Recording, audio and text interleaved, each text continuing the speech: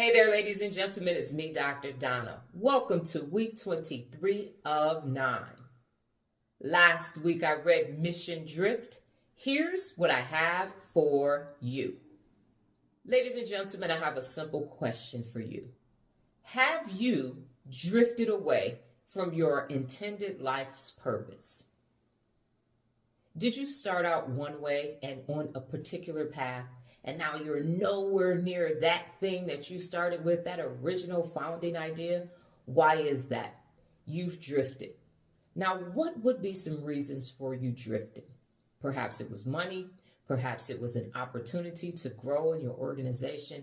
Perhaps it was just you believing that you needed to be someone else and you wanted better accolades. Well, guess what, ladies and gentlemen? That happens in religious organizations as well, and that is what this book was about. How do organizations who start out with a great founding purpose find themselves being something so far from the original intent they don't even recognize it?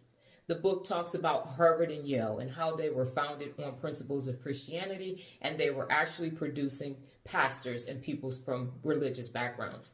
And now today, neither one of those organizations represents the founding mission of the universities.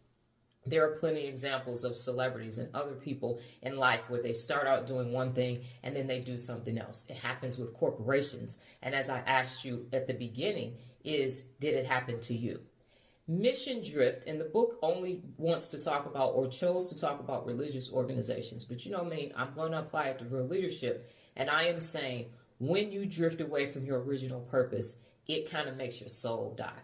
Now, I have had plenty of opportunities in my lifetime to drift, and I have had a refusal to do it. When given the opportunity to choose between my integrity and my principles and beliefs based upon the principles of real leadership, I've decided the answer is no.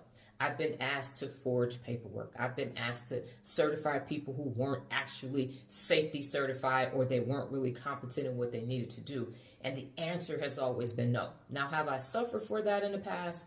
Absolutely. Will I probably suffer for it in the future? Absolutely. But I can't do it.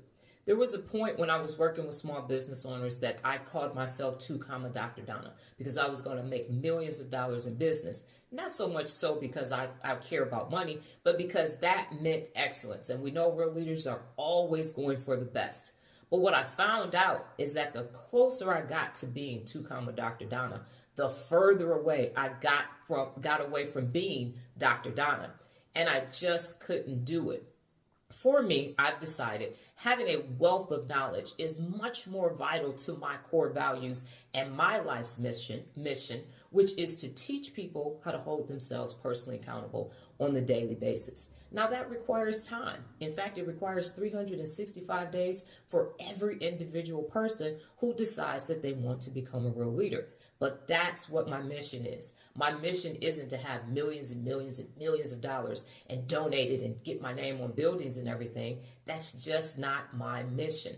My mission is to take the time with each person and help them learn how to hold themselves personally accountable. And that means that I can't waver. I've said no to celebrity clients. I've said no to partnerships that didn't align with the 74 principles of real leadership. And even before I had my book, Real Leaders Wear Pink, I still said no because it went against who I am.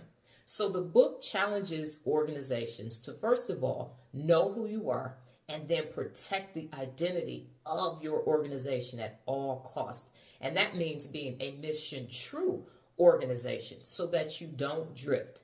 The book even says if it means that you close your doors and then go on and do something different, you do not compromise what the founding principles are of your organization. No check, no board members, no prestige is worth you becoming a mission untrue organization.